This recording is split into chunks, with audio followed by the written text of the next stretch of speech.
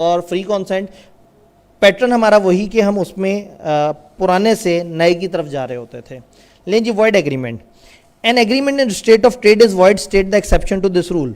Agreement in state of trade गलत होता है, इसकी एक्सेप्शन बताएं, 2 नंबर का सवाल। याद है वो जो गुडविल बेच देता था, एक एक्सेप्शन हमने पढ़ी थी, स्ट्रेट फॉरवर्ड सवाल आ गया।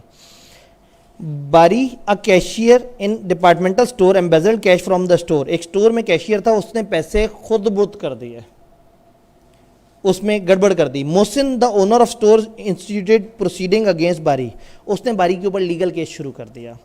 बारी ने वादा किया कि मैं कैश रिटर्न कर दूंगा और मोहसिन ने एग्री किया कि मैं तुम्हारे खिलाफ लीगल कार्रवाई नहीं करूंगा। बारी ने अपना प्रॉमिस पूरा कर दिया, बारी ने पैसे वापस कर दिए। क्या मोहसिन भी अपना वादा पूरा करने पे पाबंद है? क्या मोहसिन विड्रॉ करे केस? मोहसिन ने एग्री किया था कि मैं वादा करता हूं तुम्हारे ऊपर लीगल कार्रवाई नहीं करूंगा। क्या हमने कुछ ऐसा पढ़ा हुआ है कि ऐसा वादा करना मना है? हमने पढ़ा हुआ है कि ऐसा वादा जो एक बंदा कहे कि जी लीगल कार्रवाई इस्तेमाल नहीं होगी, तो लीगल राइट रोकने का वादा मना है। तो उसने वादा ही गलत किया था, वो वादा ही वॉइड एग्रीमेंट था। तो वो वादा कुछ भी नहीं है, वो अपने वादे पे कायम नहीं है, वो लीगल केस करना चाहता है तो करे, हो सकता है पर बाद में साबित हो जाए कि पैसे वापस हो गए, हल्की फुल्की सजा गवर्नमेंट दे दे। क्या ये बात समझ आई? Then, in view of provision of Contract Act 1872, explain the general rule. Agreement in restraint of legal proceeding is void. Agreement in restraint of legal proceeding मना है। आपने एक्सेप्शंस बता देनी है। याद है 3 एक्सेप्शन, ऊपर वाली अदालत में जाने से रोक सकते हैं, बराबर की अदालत में से किसी एक को चूज कर लें, और फिर आर्बिट्रेशन और उसके 2-3 पैराग्राफ। 8 नंबर के लिए उन्होंने पूछा। पहले इसकी एक्सेप्शंस थोड़ी सी और ज़्यादा एलेबोरेटिव होती थी, तो ये पुराने ज़माने में ज़रा थोड़े से बड़े सवाल भी आ जाया करते थे। ओए होए, इन्ना वड्डा सवाल, 2, 2, 3 और 2, 9 नंबर का सवाल पढ़ने से ताल्लुक़ रखता है। Until recently, Mansoor and Arif were independently engaged in business of selling sweets and Multan railway station. Mansoor और आरिफ ये 2 अलग अलग लोग मुल्तान रेलवे स्टेशन पे मिठाई बेचते थे। ये स्वीट्स वो वाली स्वीट्स नहीं है, टॉफ़ियों वाली, तो ये मिठाई बेचते थे। मंसूर को लॉस हुआ कंपटीशन की वजह से। कंपटीशन किससे था? आरिफ से था। आरिफ और मंसूर दोनों ही मिठाइयाँ बेचते थे। Arif in view of his friendship with Mansoor, Arif Mansoor का दोस्त था और उसी के साथ दुकान डाल के बैठा हुआ था मिठाइयों की, लेकिन उसने दोस्ती के लिए एक बहुत बड़ी कुर्बानी दी। Agreed to move his business to the old city area, उसने उसके साथ एग्री किया कि मैं तुम्हें कम्पीट नहीं करूँगा, मैं अपना बिजनेस उठा के कहीं और ले जाऊँगा। They reach an agreement that Arif would not engage in any competing business with Mansoor. आपस में तय किया कि हम एक दूसरे से कंपटीशन नहीं करेंगे, एक दूसरे को रोक दिया। तुम रेलवे स्टेशन में नहीं बिजनेस करोगे, मैं वहाँ बिजनेस नहीं करूँगा। कहाँ गया था वो? Old city area.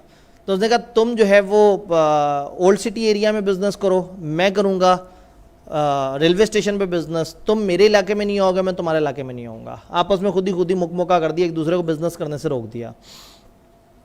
It was also agreed that in case of breach, अगर ब्रीच हुआ, none of them would have recourse to a court of law for enforcement of the right. साथ में ये भी तय कर लिया कि अगर तुम में से, हम दोनों में से कोई भी खिलाफ वर्जी करेगा तो हम अदालत में नहीं जा सकते। 2 गुस्ताखियाँ कर ली, एक तो बिजनेस करने से भी रोक दिया एक दूसरे को, और अदालत जाने से भी रोक दिया। सब्सिक्वेंटली बाद में क्या हुआ? ड्यू टू इकोनॉमिक डाउनटर्न, मैशियत की जो पहिया है वो उल्टा चलना शुरू हो गया। Arif in addition to old city area has also started to sell sweets at Multan railway station. जब इंसान की ज़ात पे आती है तो सारी दोस्ती ख़त्म हो जाती है। वो दोस्ती में गया था, अपने दोस्त से कंपटीशन ना करे, वो ओल्ड सिटी एरिया में चला गया था, और जब थोड़ा सा इकोनॉमिक हालात ख़राब हुए तो वो भाई साहब ने यहाँ पे भी अपनी दुकान फिर से चालू कर दी। मंसूर आरिफ को रिस्ट्रेन करने के लिए उसने आरिफ पे केस कर दिया। उसने कहा आरिफ ने गुस्ताखी की है, कॉन्ट्रैक्ट वायलेट किया है, और उसने उस पर केस कर दिया। लेकिन ओहो, केस तो कर ही नहीं सकता, केस करना भी मना है, कंपीटिंग बिजनेस करना भी मना है, और केस करना भी मना है। यानी कि एक ऐसा सवाल है जिसमें दो वॉइड एग्रीमेंट्स हैं। बात समझ रहे हैं? Whether Arif is justified in starting sweets business at Multan railway station, क्या आरिफ जस्टिफाइड है? क्या आरिफ मुल्तान रेलवे स्टेशन पे स्वीट्स का बिजनेस शुरू कर सकता है? कहेंगे हाँ जी, किसी भी बंदे को कोई भी बिजनेस करने से नहीं रोका जा सकता अनलेस आपने उसकी गुडविल खरीदी हो। यहाँ को गुडविल खरीदने की तो बात ही नहीं हो रही। तो अगर वो वापस अपना वहाँ बिजनेस शुरू करना चाहता है तो वो वाला एग्रीमेंट हुआ था कि तुम यहाँ बिजनेस नहीं करोगे, वो उसे उठा के कचरे में फेंक दे, ये कह के कि ये तो वॉइड एब इनिशियो है, ये एग्रीमेंट तो एक लिस्ट में डिफाइंड है कि मना है। ये बात क्लियर है? Then what would be your answer in one above if Mansoor had bought the goodwill of RF business? अगर उसने RF के बिजनेस की गुडविल खरीद ली होती तो फिर आप कहें हाँ जी अब गुडविल खरीद ली, ये एक एक्सेप्शन है, इस एक्सेप्शन के तहत हम आपको अलाउ कर देंगे। इस एक्सेप्शन के तहत एक बंदा दूसरे पे पाबंदी लगा सकता है। Whether Mansoor is justified in filing a suit in the court of law? क्या मंसूर जस्टिफाइड है कि वो अदालत में केस करे? इस सवाल के दो जवाब हैं, हाँ और ना। क्या मंसूर ने केस करके सही किया?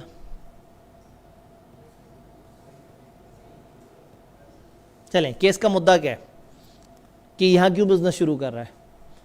जब वो केस करेगा तो कहेंगे ये तुम्हारा केस गलत है, क्योंकि इस केस में तुम ये कह रहे हो कि यहां बिजनेस ना शुरू करे और ये एग्रीमेंट वॉइड होता है, तो इसका केस करना नहीं बनता। एक एंगल से जवाब बनता है, इसका केस करना नहीं बनता क्योंकि मुद्दा गलत है। और इस सवाल को यूं भी पढ़ सकते हैं कि वो पूछना चाह रहे हैं कि क्या वो केस कर सकता है, हालांकि उसको तो पाबंदी थी, तुम केस नहीं कर सकते। तो हम कहेंगे केस ना कर सकने वाली बात भी तो गलत थी। तो हम कहते हैं कि तुम केस नहीं कर सकते, लेकिन कानूनी तौर पे वो केस कर सकता है, तो वो केस कर सकता है। सवाल ये है कि वो केस जिस मुद्दे पे कर रहा है वो मुद्दे में जीतेगा? नहीं, क्योंकि मुद्दा ये है कि जी ये बिजनेस ने क्यों शुरू किया, मैंने तो उसे मना किया था, तो वो इस वजह से केस नहीं कर सकता। तो इस सवाल का जवाब यस लिखने वाले को भी पूरे नंबर मिल सकते हैं, नो लिखने वाले को भी, डिपेंड करता है आपने रीज़न क्या दिया है। अगर आप रीज़न दें कि मुद्दा गलत है, इस मुद्दे पे केस नहीं बनता, तो ठीक है, केस नहीं हो सकता। आप कहें केस करने से रोकना गलत है, ये केस कर सकता है, हारे जीते वो बात की बात है, तो केस तो कर सकता है ना? मजे का सवाल, दोनों तरफ से जवाब निकल रहा है। क्या ये लॉजिक समझ आई है? What would be your answer in 3 above if both Arif and Mansoor had agreed to refer their dispute to arbitration and not to the court of law? अगर वो कहें हम अदालत की तरफ नहीं जाएंगे, हम आर्बिट्रेशन की तरफ जाएंगे, तो हम कहेंगे हाँ जी ये एक्सेप्शन अलाउड है, आप अदालत को छोड़ के आर्बिट्रेशन की तरफ जा रहे हैं, दिस इज अलाउड। अगर दोनों ने मान लिया है तो अदालत को छोड़ के आर्बिट्रेशन की तरफ जा सकते हैं, लेकिन साबित कुछ नहीं होना। क्योंकि क्या इशू लेके जा रहे हैं आप, इसने बिजनेस क्यों शुरू किया, वो एग्रीमेंट वॉइड था। तो ये दो वॉइड एग्रीमेंट्स हैं जिनके ऊपर डिस्कशन है। यानी वो जानना ये चाह रहे हैं कि क्या आपको दोनों वॉइड एग्रीमेंट्स पता है और क्या आपको दोनों की एक एक एक्सेप्शन पता है। तो बड़ी चालाकी से उन्होंने सिनेरियो में बड़े खूबसूरत तरीके से सारी बात की है। डन। किताब की सॉफ्ट कॉपी आपके पास मौजूद है, गूगल ड्राइव का वो लिंक तो काम कर रहा है, आपने इसके सोल्यूशन को देखना है तो बड़े मज़ेदार तरीके से आपको एलेबोरेट होता नजर आएगा कि बात किस तरह से डिस्कस की है। कहानी को आगे बढ़ाते हैं।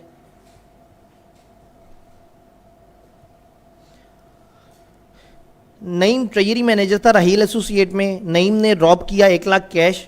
राहील जो ओनर था उसने लीगल प्रोसीडिंग शुरू कर दी। नईम ने एग्री किया कि मैं पैसे वापस कर दूंगा और आप विड्रॉ कर लो। अल्फाज का कहत समझ आ रही है? इससे आगे मैं कुछ नहीं कहूँगा। पास पेपर कितने ज़रूरी हैं समझ आ रहे हैं? तो इस पे लिख देते हैं एजन।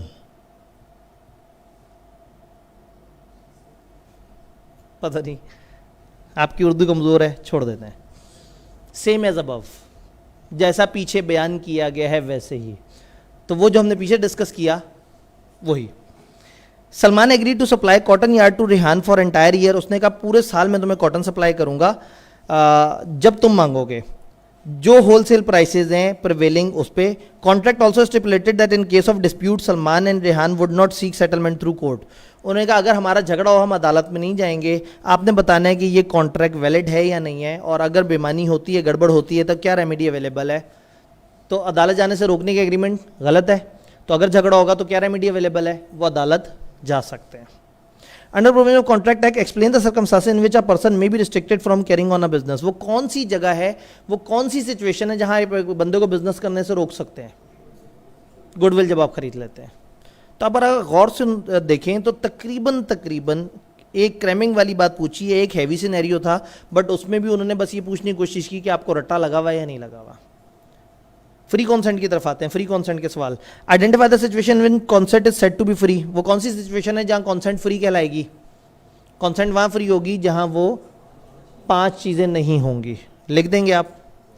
What constitute fraud under provision of contract act? Fraud की डेफिनेशन पूछ डाली। आप देख रहे हैं सवाल, चैप्टर बड़ा है लेकिन इस चैप्टर में आपको आधे सवाल बहरहाल सीधे सीधे भी नजर आ रहे हैं। Explain the following and describe. Undue influence आपने बताना है। लो जी, सिचुएशन आ गया। Zaheer an accountant and Abid company embezzled and absconded with 5 million. जहीर एक अकाउंटेंट है, वो 5 मिलियन का गबन करके भाग गया। अब आपको लग रहा है ये वैसे ही सवाल होगा लेकिन डिफरेंट है। Abid obtained a promissory note from his wife Bint Aslam for the said amount when he informed her that her husband would be arrested against the charge. जो कंपनी वाले हैं, जो आबिद है, जो बिजनेस का मालिक था, उसने जो है वो उसकी बेगम बिनते असलम को डराया कि देखो अगर तुम्हारे ये शोहर की ये चोरी मैंने वो पेश कर दी लोगों के सामने तो वो उसको जेल में डाल देंगे। तो उस बेचारी ने लिख के दे दिया, ठीक है जी हम आपको लाख रुपया दे देंगे। वो उसने उसे डराया कि देखो हम उसको अरेस्ट कर लेंगे और अखबार में उसका नाम आ जाएगा। बेगम पहले तो एक्साइटेड हो गई कि अखबार में नाम आएगा, लेकिन फिर जब उसे एहसास हुआ कि किस वजह से नाम आएगा तो वो घबरा के उसने बिनते असलम ने लिख के दे दिया जी हम आपको पैसे दे देंगे। Can Binte Aslam avoid the contract? क्या बिनते असलम कह सकती है कि मैं ये कॉन्ट्रैक्ट अवॉइड करना चाह रही हूँ? बिनते असलम के साथ अपेरेंटली कोर्शन हुई है। ऐसा लग रहा है कि बिनते असलम को डरा धमका के उनकी जो कॉन्सेंट है वो ले ली गई। लेकिन कोर्शन कौन सा डर था? जुर्म करने का डर। मैं जुर्म करूँगा या जुर्म करने की धमकी। तो यहाँ उसने जुर्म करने की धमकी दी है। उसने अपना एक लीगल राइट बताया है कि देखो तुम्हारा शौहर मेरे पैसे लेके भाग गया है, अगर वो ऐसा करेगा तो मैं उसे हवालात में बंद करवा दूंगा। तो उसने उसको कोई जुर्म की धमकी नहीं दी है, उसने अपना लीगल हक बताया है। तो ये कोर्शन नहीं हुआ, ये जहन में रखना है। कोर्शन है जुर्म या जुर्म की धमकी। तो यहाँ बिनते असलम जो है वो बेचारी एवं घबरा के उसने जो है वो प्रॉमिसरी नोट लिख के दे दिया है। अब वो अवॉइड नहीं कर सकती, वो ये नहीं कह सकती कि मेरे ऊपर कोर्शन हुआ है। हाँ, अगर पुलिस वालों ने आगे कहा होता कि लिख के दे दो तो कह देती कि अनड्यू इन्फ्लुएंस हुआ है, इनके पास अथॉरिटी थी और मैं उस अथॉरिटी से डर गई थी। याद है? Distinguish between fraud and misrepresentation 5 number के लिए उन्होंने पूछ लिया। किताब में 2 बातें लिखी हुई हैं, पुराने ज़माने में ज़्यादा बातें होती थी, अब तकरीबन 2 बातें हैं। तो चलो ठीक है, जितने नंबर हैं, अब सवाल आएगा तो शायद कम नंबर के लिए आ जाए। करीम bought a textile mill from Laik on his assurance and certificate from registrar that mill and its assets were free from any encumbrance. करीम ने एक टेक्सटाइल मिल ली लईक से और उसमें था कि इसके एसेट पे कोई एनकम्बरेंस नहीं है, कोई चार्ज क्रिएट नहीं हुआ, उसके ऊपर कोई मसलो मसाइल नहीं है। Later, Kareem received a notice for payment of mortgage dues and found that certificate of registrar was forged by Laik. बाद में उसे पता लगा कि Laik ने धोखा दिया था और रजिस्ट्रार का जो सर्टिफिकेट था जो कहता था सब क्लीन है, वो 2 नंबर बनाया था दूसरे बंदे ने। बताएं करीम के पास कोई राइट अवेलेबल है? करीम के साथ धोखा हुआ, फ्रॉड हुआ, वॉइडेबल ऑप्शन उसके पास है, डैमेजेस क्लेम कर सकता है, कॉन्ट्रैक्ट खत्म कर सकता है।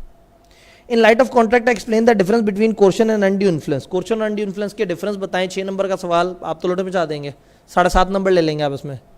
ठीक है जी। Under provision of contract act describe the following. Undue influence बताएं, फ्रॉड बताएं। 12 नंबर उन्होंने कहा आज हम बांटने के लिए बैठे हुए हैं, ले जाओ जो लेके जाना है हमसे। Shafiq bought Abad's motorcycle factory in Faisalabad on Abad representation that 50,000 motorcycle are assembled at his factory. एक बंदे ने दूसरे की फैक्ट्री खरीदी इस बात पे कि दूसरे ने उसको स्टेटमेंट दी थी कि मेरी फैक्ट्री में 50,000 मोटरसाइकिलें असेंबल होती हैं। ओपिनियन नहीं है, फैक्ट बताया। Shafiq later found that the factory has the capacity to manufacture 35,000 motorcycle. उसे बाद में पता लगा कि भाईजान यहाँ तो सिर्फ 35,000 मोटरसाइकिल असेंबल होती हैं। Shafiq no want to rescind the contract. वो कहना चाहता है मैं कॉन्ट्रैक्ट खत्म करना चाहता हूँ, मेरी कॉन्सेंट जो है मिस रिप्रेजेंटेशन से ली गई है। तो बताएं कि under the provision of contract act list the circumstances under which Shafiq may not be able to rescind the contract. इस तरह के सवाल पे बड़ा गुस्सा चढ़ता है कि पीछे हमें इतनी देर तक हम सोचने पे मजबूर होते रहे कि क्या चल रहा है। पूरी कहानी बताई, उन्होंने कहा ऐसा हुआ वैसा हुआ वैसा हुआ। आप वो ज़रा दो एक्सेप्शंस बता दो जिस पे कॉन्ट्रैक्ट को आप वो नहीं कर सकते, वॉइड नहीं कर सकते। सवाल वो ये पूछना चाह रहे थे कि वो कौन सी दो एक्सेप्शंस हैं जहाँ कॉन्ट्रैक्ट वॉइड नहीं कर सकते। सिनेरियो बनाया और सिनेरियो बना के कहा अच्छा चलो वो बात तो अपनी जगह, आओ तुमसे एक और सवाल पूछते हैं। तो ये नीचे वाली स्टेटमेंट का ऊपर वाले से दूर दूर तक कोई ताल्लुक नहीं, लेकिन ये टाइप 2 सवाल है, तो यहाँ पे शफीक का जिक्र करना बड़ा मुनासिब होगा। आप कहेंगे फॉलोइंग आर द सर्कमस्टांसेस, जिसमें शफीक जो है वो कॉन्ट्रैक्ट को रिस्काइंड नहीं कर सकता ऑन द बेसिस ऑफ ये मिसरिप्रेजेंटेशन। और मिसरिप्रेजेंटेशन की जो दो एक्सेप्शन है, इग्नोरेंस वाली और वो जो ऑर्डिनरी डिलीजेंस से पता कर सकता था तो वाली बात लिख दें।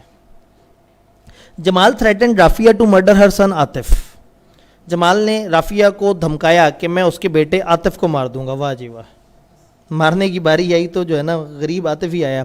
तो जी मैं आतिफ को मार दूंगा। If she did not sell her house to Mujahid, अगर तुमने अपना घर मुजाहिद को नहीं बेचा तो तुम्हारे बेटे की खैर नहीं, मैं उसे गोली मार दूंगा। गोली उसने नहीं कहा लेकिन बहरहाल murder. Rafia did as she was told, घबरा गई राफिया, बच्चे को बचाने के लिए उसने वैसे ही किया। कॉन्ट्रैक्ट एक्ट के मुताबिक बताएं इस कॉन्ट्रैक्ट की वैलिडिटी आपको क्या लग रही है।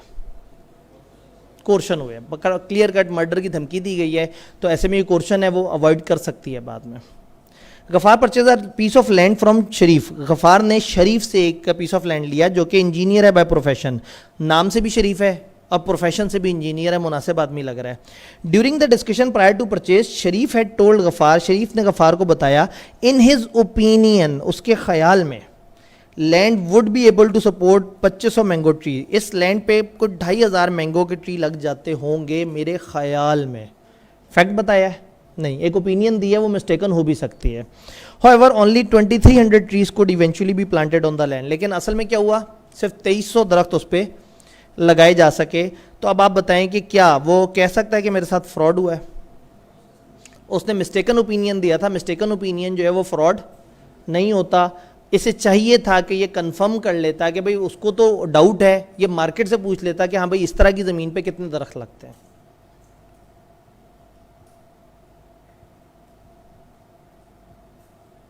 ले जी, मुगल एंड दाऊद जो है वो राइस में ट्रेड कर रहे हैं। दाऊद ने एंटर किया मुगल के साथ कॉन्ट्रैक्ट कि वो 50 टन ऑफ राइस खरीदेगा। दाऊद के पास प्राइवेट इंफॉर्मेशन है कि प्राइसेस चेंज होने वाली हैं, जिससे मुगल की willingness to enter into contract खत्म हो जाएगी। दो बंदे डील कर रहे हैं, एक दूसरे से कह रहा है कि मैं तुमसे इतने प्राइस खरीदूंगा, उनमें से एक बंदे को पता है कि आगे कुछ ऐसा होने वाला है जिससे इसका नुकसान हो जाएगा, और वो भाई साहब खामोश हैं। When Mughal through his own resources came to know about the prices he accuse Dawood of fraud. जब बाद में उसे पता लगा कि ओहो ये तो प्राइस का ये मसला था, उसने कह दिया जी इसने मुझे धोखा दिया है, इसको पता था और ये खामोश था, और उसने कॉन्ट्रैक्ट कैंसिल कर दिया, रेप्यूडेट कर दिया। बताएं क्या मुगल जस्टिफाइड है कॉन्ट्रैक्ट तोड़ने में? सामने वाले ने खामोशी से धोखा दिया उसे। क्या खामोशी धोखा होती है? कहाँ धोखा होती है? साइलेंस। नंबर 1 जहाँ रिलेशन ऑफ फिड्यूशरी, और नंबर 2 जहाँ खामोशी चीख के बातें करती हो। Silence is equivalent to speech. Silence equivalent to speech तब होता है जब आपसे एक ऐसा सवाल पूछा जाए जिसके जवाब में, क्या उसने ऐसा कोई सवाल पूछा था? नहीं। तो एक बंदा खामोश था, ना इसके साथ कोई रिश्ता नजर आ रहा है, ना कोई इस तरह का सवाल। तो आप बताएंगे कॉन्ट्रैक्ट एक्ट ऐसा कहता है, अपेरेंट सिचुएशन में दोनों चीज़ें नजर नहीं आ रही, तो कॉन्ट्रैक्ट एक्ट के मुताबिक फ्रॉड नहीं हुआ, और ये कह के तौबा ज़रूर कर लेनी है क्योंकि इस्लाम के मुताबिक फ्रॉड हुआ है। कॉन्ट्रैक्ट एक्ट क्या कहता है कि जी आप खामोश रहें और ये दो मामले ना हो, तो आपकी खामोशी से आप धोखा दे दें, वो धोखा नहीं कहलाएगा। याद है बातें? हारून जरा सवाल लंबा चौड़ा से ऊपर वाला जल्दी से पढ़ लेते हैं, खुशी मिलेगी। List any two circumstances in which a party whose consent was obtained by misrepresentation can not rescind the contract. ये वही सवाल बगैर सिनेरियो के, दो आपने एक्सेप्शन बतानी है। ले जी, Haroon was engage to be married to Ghazala. Haroon जो है उसकी गजाला से मैरिज होने वाली है, या वो एंगेज हुआ है, समझे एंगेजमेंट हो गई है और अब उसकी आगे जाके शादी होनी है।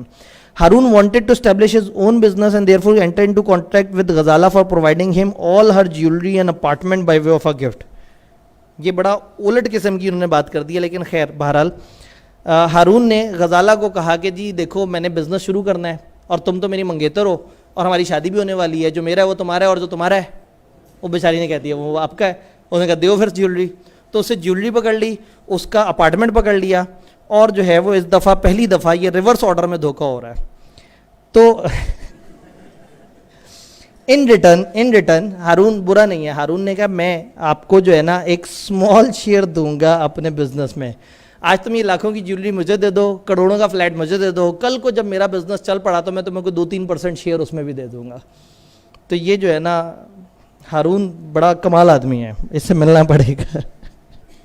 After some time, Ghazala filed a suit against Harun, requesting for setting aside the gift deed as it was not made with her free will. उसने बाद में कह दिया कि जी मेरी फ्री विल नहीं थी, इस कॉन्ट्रैक्ट को ख़त्म किया जाए। Discuss whether Ghazala would succeed in her contention. क्या गजाला कामयाब हो जाएगी?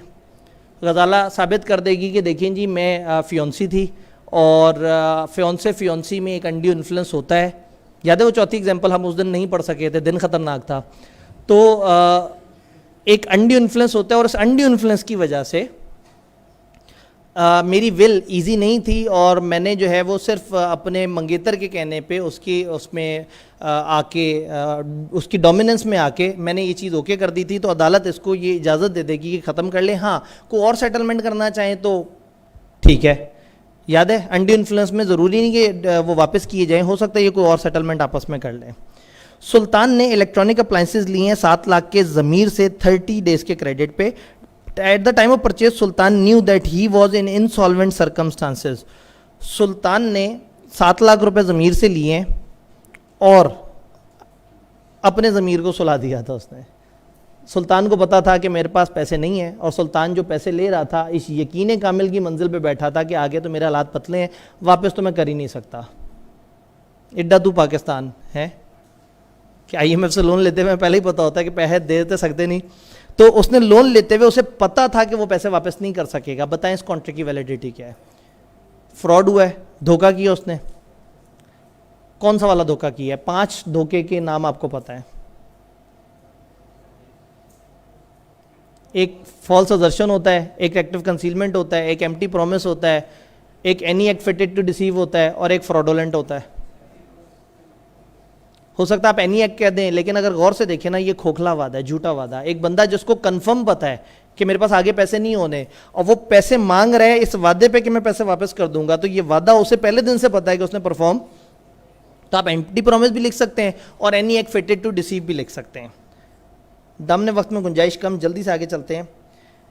BT is engage in business of import purchase and supply of electronic item. ये वाली कंपनी का जिक्र अक्सर हुआ है। ये एक ही सवाल के कई पार्ट थे जो अलग अलग चैप्टर से आंसर होते थे, एक पार्ट इस चैप्टर के हिस्से आया।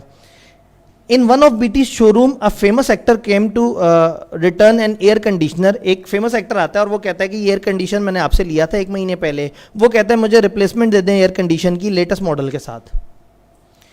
जब शोरूम के मैनेजर ने उसे रिफ्यूज़ किया तो एक्टर अपसेट हो गया और उसने थ्रेटन किया कि मैं जो प्रोडक्ट शोरूम में डिस्प्ले हो रही हैं उनको तबाह कर दूंगा। कंसिडरिंग द सिचुएशन मैनेजर घबरा गया, उसने एग्री कर दिया कि वो लेटेस्ट मॉडल उसे दे देगा। बताएं इन दोनों के दरमियान ये जो लेटेस्ट मॉडल की एयर कंडीशन का एग्रीमेंट है ये सही है या गलत है? क्यों गलत है? कोर्शन हुई है, उसने डराया धमकाया और बेचारा डर गया। भाई किसी की दुकान पे जाके डैमेज करना, किसी की दुकान किसी की प्रॉपर्टी को नुकसान पहुंचाना एक गलत चीज़ है। तो अगर गलत चीज़ का उसने उसको डरा के धमका के एग्रीमेंट कर लिया तो वो एग्रीमेंट ठीक नहीं है। मुझे ये नहीं समझ आती कि इसमें फेमस एक्टर की क्या ज़रूरत थी। कोई भी इंसान आके डरा धमका सकता था। तो बहरहाल उन्होंने फेमस एक्टर जो है वो कंपनी की मशहूरी के लिए डाल दिया। आप ये सोचते रहेंगे कि फेमस एक्टर है तो शायद कोर्शन ना हो, शायद अनड्यू इन्फ्लुएंस हो। तो ये कोर्शन है, उसने